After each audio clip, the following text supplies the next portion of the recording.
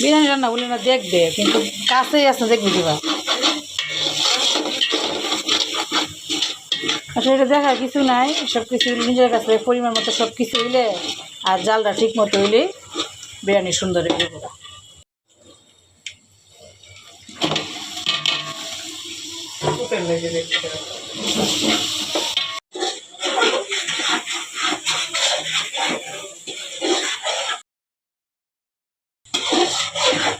মাংসটা কষাইতেছে, কারণ গরু গোস্ত নরম না হইলে ভালো লাগবে না। গরু গোস্ত সিদ্ধ হয়ে গেছে, এখন এই যে বাজ্যে রাখছিলাম আলু দিয়ে দিলাম। বাজ্যে রাখলে আলু মানে ফানকানি জায়গা তো।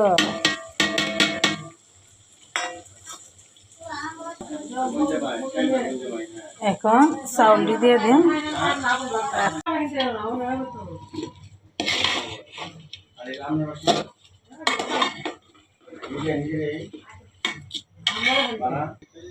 গরম পানি দেওয়া শেষ, এখন দুধ দিতেছি।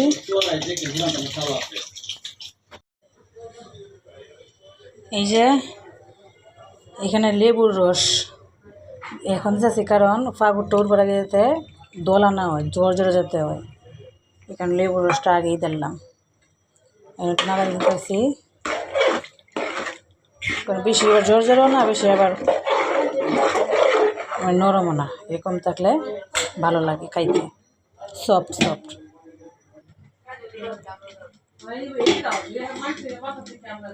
এই যে আমার বিরিয়ানি হয়ে গেছে, এখন ইফতারের সময় হইলে খাওয়ার পালা।